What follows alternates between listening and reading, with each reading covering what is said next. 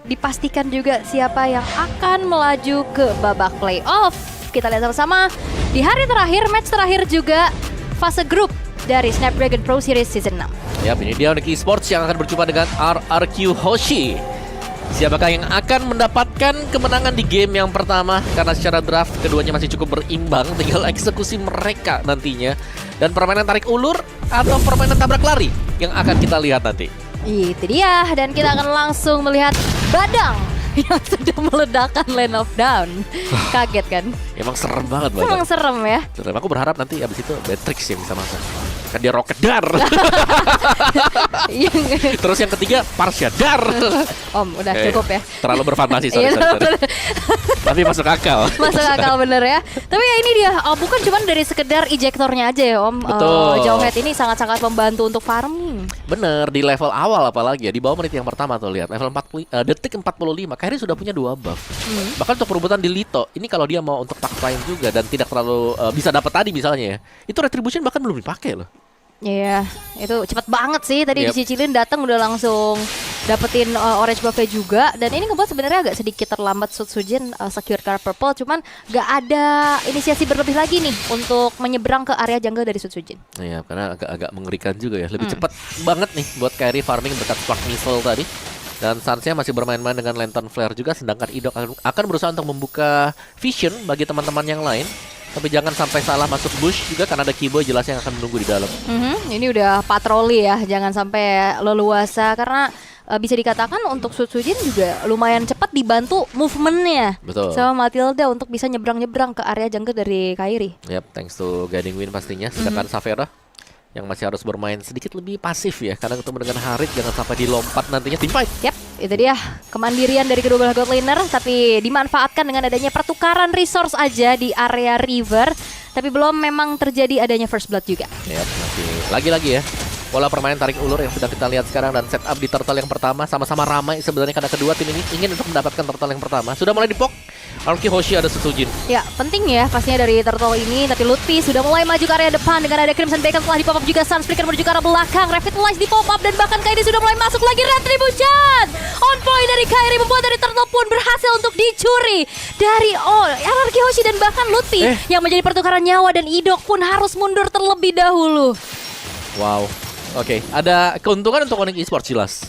Mereka akan mendapatkan shield dari turtle, tapi untuk goldnya masih itu yang Solo tadi. kill? Barusan dari Kiboy yang bermain ke area jungle dari Sutsujin. Dan itu dia damage yang besar, ternyata sendirian seorang roamer pun cukup. Smart Missile Iya. menambahkan damage dari Jowhead itu sendiri bersama dengan Unstoppable Force. Iya, dan lagi-lagi ya ini aktif banget Kiboy bermain dengan tipikal gameplaynya agresif. Yap, dan seakan-akan dia jadi jungler musuh juga. Dia ngambil nih creepnya lawan. Ngabisin ya. Ngabisin semuanya ya. Dan akhirnya Onyx Esports mereka berhasil untuk leading juga setelah mendapatkan Sutsujin tadi yang harus terkena solo pick off. Dan pertukarannya jadi nggak adil. Flicker Rins. Frigate Glacier pun masih belum bisa mengenai target yang diinginkan. Ya, bacaan yang bagus dari Sans. Crimson Beacon langsung dipakai. Langsung ya, itu refleks gila Sans. Reva itu tadi dikejar, dia flicker, langsung detik itu juga dia Crimson Beacon. Dan itu dia typically gameplay dari Sans juga ya, refleks yang cukup cepat. Dan bahkan sekarang terjadi lagi adanya peraduan di area tengah. Cicilan sudah mulai terlihat juga dari arah kejauhan oleh Sutsujin, namun screening out dan juga perimeter yang diberikan oleh Sans ini ngebuat dari RRQ Hoshi pun harus mundur perlahan. Yap, lagi-lagi Lantern Flare yang bisa mengusir mundur lawan. Meskipun damage yang terlihat itu sedikit aja ya, atau kecil damage yang diberikan dari Lantern Flare. Tapi dengan stack akumulasi yang diberikan akan membuat lawan juga mikir nih. Semakin banyak atau hampir selesainya gambar butterfly di kakinya, ini berarti akan bisa terkena efek knock up. Dan sangat berbahaya kalau diteruskan, apalagi kalau ada cover dari belakangnya Sans. Yap, dan sekarang Keboy udah mulai bantu bawah, bantu ke arah Saveronya, nge-clear cepet-cepet. Haskell sudah selesai juga. Sebenarnya Toy juga nggak yang tertinggal dari segi levelnya, masih terbilang cukup aman. Turtle yang kedua sudah spawn. Terlihat Rins yang masih punya Pride of Ice harusnya akan lebih pede lagi untuk bisa berada di paling depan. Tapi Grudge Pathway telah dibentangkan juga. Toy dari arah belakang mencoba untuk mengincar ke arah salah dari Savero, tapi ada yang tumbang yaitu Sutsujin di keadaan yang cukup berbahaya, di mana turtle yang kedua pun jatuh kembali ke tangan dari sosok dari Kairi. Dan Rins masih mencoba untuk mundur, dipanggil lagi dengan Kedi Wing, tapi lihat ada yang terjebak sendiri di depan sana yaitu Toy. Di mana dua pemain dari RRQ Hoshi berhasil dihilangkan, ditukar dengan ada Sans, tapi Rins pun menjadi player ketiga yang berhasil untuk ditumbangkan di tangan dari Onyx Esports. Dan bahkan kali ini Dairen sendirian di depan dan gak mampu untuk bisa menumbangkan karena Lutfi tidak ada bayaran lebih untuk RRQ Hoshi. Yap, dan Kairi bermain dengan sangat baik tadi. Hanya melakukan poking damage dan berhasil untuk masuk ke tengah-tengah dari Turtle. Menggunakan Retribution dia dapetin Turtle-nya dan bahkan mendapatkan 1 poin kill tadi atas Rins ketika ada team fight. Jadi benar-benar terkalkulasi dari Onyx Esports. Mereka langsung leading secara goldnya juga RRQ Hoshi. Mereka secara tim fight juga masih cukup oke sih. Tapi Sans bersama dengan Lutfi ini jadi PR tersendiri. Lihat, Glorious Pathway lagi dibuka, efek slow bakal ada. Ya ini Sutsujin dipegangin banget dan bahkan Savero mendapatkan 1 poin kill tambahan lagi di mana Idok lah yang berhasil untuk di take down. Dan menjadi satu target keramaian di bawah sampai akhirnya top lane ini cukup terbengkalai. Iya, bebas banget ya. Bagaimana Kairi mendapatkan purple, akan berusaha untuk mendapatkan orange buff dari RRQ Hoshi juga. Levelnya bahkan leading jauh dengan fast farming pattern yang bisa diberikan dari Nolan. Kita tahu bagaimana cepatnya farming dari Nolan. Yap, dan ini terlihat ada 2 level ya yang terpaut antara kedua belah jungler. Namun Kiboy sendirian masih ada sedikit cicilan dari arah belakang. Dengan adanya Frost Moon Breeze juga, tapi Kiboy masih terlalu sustain untuk bisa ditumbangkan secara instan dan kembali terreset. Tapi dengan momen tersebut ini nge-boost banget gold lead yang dipegang sama Onyx, Om. Ya, apalagi area topnya. Balik lagi dengan Kairi yang bisa bebas melakukan farmingan juga dan tidak ada yang melakukan clear di area top untuk RRQ Hoshi. Jadi mereka akan harus kehilangan untuk top turretnya kalau tidak dibersihkan. Nah, itu dia top turretnya diambil oleh minion. Ya karena memang dibiarkan juga ya. Karena secara movement Sutsujin ini dengan Suyo ya di bawah Nolan ya. Secara movement. Movementnya ya. Ada Blade Surge memang tapi cooldownnya lebih lama kan. Oke. Nolan sendiri cuma 1,5 second sampai 2 second. Dan upaya dari RRQ mereka harus mematahkan sih dari Perfect Turtle yang ada di depan mata juga bagi Onyx. Karena sepertinya akan direlakan saja melihat Sutsujinnya pun masih bergerak di arah top. Dan bahkan Purple Buff ini bakal di-invade lanjut lagi oleh Onyx Esports sehingga resource dari Sutsujin akan semakin tipis. Dan Ido kali ini terpaksa harus mengeluarkan flicker untuk mundur terlebih dahulu. Ada yang terjebak di depan sana di mana sosok dari Savero yang akhirnya pun berhasil untuk ditumbangkan. Terkena efek frost di mana Lutfi bakal coba untuk dikejar kembali. Dan bahkan Lutfinya satu hit terakhir diselamatkan dengan adanya ejector dari Kiboy. Dan bahkan Rinsnya pun menjadi pertukaran nyawa. Kairi mencoba untuk mengincar lagi dengan adanya fracture. Tapi belum ada yang tumbang. Tim fight yang cukup panjang tadi dan memang Savero agak terjebak di tengah-tengah. Dan terlalu maju tadi untuk Savero-nya sehingga dia harus ter-pick off. Tapi balasan yang diberikan oleh Onyx juga masih tetap ada ternyata. Penyelamatan dari Kiboy yang sangat manis sekali. Kairi lagi-lagi masuk ke Retribution. Idok sudah tidak ada flicker dan juga guiding wind. Sehingga akhirnya pun berhasil untuk di-burst secara instan oleh Kairi. Ya, sangat cepat sekali ya. Dengan bantuan Retribution pastinya akan mempercepat lagi untuk masuknya seluruh damage yang diberikan dari Fracture. Dan ditunggu ternyata di setup itu Sutsujin sudah pakai skill. Apakah akan ada solo kill kali ini? Sutsujin menghilang unstoppable. Hadir dari Kairi. Wow, menyadari memang tidak ada Retribution. Jadi ya Kairi hanya menunggu dan menjadikan orange buff untuk sebagai bait. Dan tadi kita melihat ketika Blade Surge sudah dipakai semua skillnya, barulah Kairi keluar. Wah, Dan timing ya. Ya, timing free orange buff. Free segalanya. Sekarang Kairi sedang unggul jauh dibandingkan dengan Sutsujin. Dan dalam keadaan under gini, PR Idok jadi banyak banget ya. Yep. Dia harus backup, dia harus bisa bantu buka vision juga. Karena kayak tadi kan bener-bener ya udah, siapa sangka gitu ada di situ. Kosong ya. Iya. Sangat-sangat kosong sekali juga. Oke, orange buff masih akan diberikan kepada Sutsujin. Masih ada chance, tapi untuk Lord yang pertama ini akan sedikit lebih sulit untuk RRQ Hoshi kalau mau mendapatkan Lord ini. Kecuali mereka bisa melakukan steal ya. Atau berusaha untuk masuk menabrak ketika ada usaha pengambilan dari Lord yang pertama. Oke. Tapi ini jangan remehkan juga zoning-zoning dari Chushin ya. Yep. Yang bahkan ini nyicil juga terus-menerus. Apalagi glowing one-nya harusnya udah selesai. Sementara Lord sedang di setup.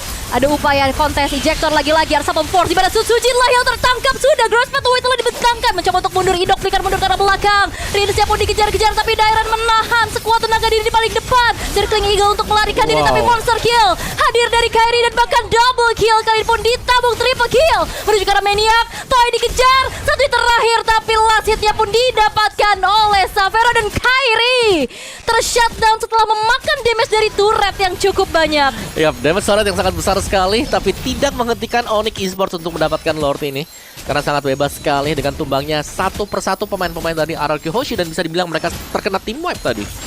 semuanya tersapu oleh Onyx Esports, dimulai dari Sutsujin terlebih dahulu yang full fracture-nya masuk ke tengah-tengah badan dia. Pertama kelempar dulu kan. Langsung fracture. Langsung di fracture. Apalagi udah snowball banget keadaannya. Tapi shutdown tadi lumayan banget sih. Betul. Ngebuat dari Kairi yang udah dapetin 8 poin kill tershutdown. Itu Savero 7.600, 8.100. Oke. Jungler dan juga Goldman Onyx Esports ini sudah cukup menyelesaikan item-itemnya juga. Jadi sehingga kita melihat bagaimana tim fight ini pasti akan dipaksakan oleh Onyx Esports. Selain dari dipaksakan untuk bisa mendekat ke arah pemain dari Onyx Esports akan sangat sulit karena ada Suns dengan Chushin-nya. Ini dia sangat sustain. Belum lagi dengan Crimson Beacon akan menambahkan lagi efek shield, diangkat, diturunin, efek slow, membuat Dairen bersama dengan Sutsujin ini tidak akan nyaman selama Suns masih ada. Dan itu dia ya, tugas dari frontliner tuh PR banget ketemu sama Chushin. Betul. Diangkat ya, walaupun kalau ngeliat dari Dairen KDA-nya masih cukup terjaga ya. Betul. Di 212. Tapi Prince harus tumbang seketika dan Suns sekarang sudah mengantongi 1 buah purple buff, Om. Ya, dan ini cukup berbahaya. Dan Suns dengan purple buff itu bisa lempar terus-terusan Glorious Pathway. Setelah dibentangkan juga masuk melalui adanya base turret di bottom lane. Idok mencoba mengeluarkan circling eagle untuk mengusir mundur pemain-pemain dari Onyx Esports, namun upaya pun berhasil untuk meng-clear ke arah Lordnya sehingga menjaga 1 buah base turret pun tidak berhasil dihancurkan. Oke, dan mid turret akan menjadi fokus untuk Onyx Esports dapatkan sekarang. Mereka punya 1 buah wave untuk diamankan juga, dan lihat Suns bermain dengan sangat nakal sekali di depan base dari Arky Hoshi. Yap. Dan masih ada pasif juga sebenarnya di arah tengah yang ke-trigger. Pinter, dilempar biar ke-trigger. Dilempar. Daripada dipecahin semuanya, dilempar aja. Walaupun bentar lagi udah menit 12 ya. Tapi lumayan lah ya, trigger-trigger lagi. Dan Kairi, Heptasis, Om. Heptasis. Yap, mengincar penetration juga, gak ada masalah untuk Heptasis. Barang yang sering diabaikan sebenarnya ya. Tapi Heptasis sendiri kan ada tambahan HP yang cukup membantu lah, terutama untuk di mid game seperti ini, dan efek-efek penetration tambahan juga. 50 second, seharusnya ini akan menjadi Lord yang akan coba untuk diambil lagi oleh Onyx Esports karena mereka sedang melakukan setup itu juga. Cuman permasalahan Arky Hoshi nih, kita selalu melihat Lutfi ini bisa melakukan zoning selalu. Dia bakal ngebuka Glorious Pathway kalau ada yang mau nabrak atau ada yang kelihatan muncul aja nih. Itu untuk memancing penggunaan dari Flicker. Yap. Walaupun sebenarnya mungkin niatnya bukan mau engage ya. Nggak mau. Cuman kayak ngebait aja, ngasih pressure. Kali ini Suns harus mundur perlahan, tapi lihat bagaimana superiornya itu dia, fracture dikombinasikan dengan lantern flare yang membuat sosok dari Dairen pun harus menghilang seketika, bahkan mengeluarkan revitalize pun tidak sempat. Nah ya, terbanting, knock up, knockdown, fracture langsung selesai karena memang lagi menang item sangat-sangat jauh sekali ya. Melihat damage leaderboard juga Kairi sangat unggul bersama dengan Suns. Yang dimana kita tahu bagaimana lantern flare damage itu kecil. Yep. Tapi lihat itu damage karena kecil tapi banyak tim atau banyak hero yang sedang berkumpul di satu titik, yang membuat akhirnya ya kelihatan sangat-sangat besar sekali tadi damage dari Suns. Dan juga Dairen ini item defense-nya kayaknya masih belum cukup ya untuk bisa nahan damage, karena ya dia satu-satunya nggak sih badan bagi RRQ, karena mengingat dari roamernya juga tipikal yang support. Dan akhirnya Lord bisa didapatkan pula oleh Onyx Esports tanpa adanya gangguan sama sekali setelah screening out yang dilakukan oleh Suns dan Keyboy beserta Lutfi. Juga ini ngebuat dari RRQ Hoshi pun terisolasi di dalam zona defense mereka. Ya, mereka belum bisa keluar ya. Dan ini akan di freeze dulu untuk minionnya. Jadi mereka lebih aman nantinya ya, tidak perlu keluar terlalu jauh juga. Sedangkan Toy ini masih butuh item sepertinya. Belum bisa ngedeliver damage magic yang diharapkan untuk Harit itu sendiri. Dan ada lantern flare buat Suns. Ada wishing lantern buat flare. Salah satu senjata buat dia ya, lampionnya. Justru itu memang senjatanya. Tapi Glorious Pathway lagi-lagi memberikan sebuah gertakan. RRQ Hoshi mereka masih bisa mempertahankan 1 buah base turret mereka di arah tengah. Namun Lord in Hands ini akan langsung tabrak masuk ke dalam base turret di arah bottom lane-nya pula. Tapi seenggaknya ini perlahan-lahan clear atas dan clear tengahnya ngebuat gak ada tree push bagi Onyx. Oke, ada Twilight Armor juga yang sudah dibuat dengan Lutfi ya. Jadi tetap bermain dengan semestinya mungkin untuk Onyx Esports. Mereka tidak terlalu menabrak juga, kecuali sekarang nih. Kalau ada Glorious Pathway mungkin dibuka, tidak ada Glorious Pathway. Tidak ada Glorious Pathway, tapi itu dia yang baru saja dibuka. Terlihat ada yang mengejar kali ini depan, di mana Dairen yang justru hanya merelakan nyawanya direnggut di paling depan, di mana Sutsujin mencoba untuk mundur terlebih dahulu. RRQ Hoshi mereka kehilangan 2 pemain mereka, dipaksa untuk mundur lagi dan lagi karena sekarang satu persatu base turret pun sudah mulai dilucuti. Pertukaran yang diharapkan oleh RRQ Hoshi ada, tapi tidak ada sama sekali. Karena ternyata Savero ini masih survive juga. dan masih menari-nari, dan bahkan mereka masih bisa menabrak loh. Mid base turret dari RQ Hoshi. Wah. Terajam terambil dan bahkan base juga. Wah, Kiboy flickernya gagal untuk bisa mendapatkan inisiasi, namun Trilane push yang coba untuk dimanfaatkan oleh Onyx Esports, di mana efek stun membuat dari Sutsujin terdiam dan bahkan fokus ke arah base-nya, dan Onyx Esports berhasil untuk bisa mengamankan poin di game yang pertama.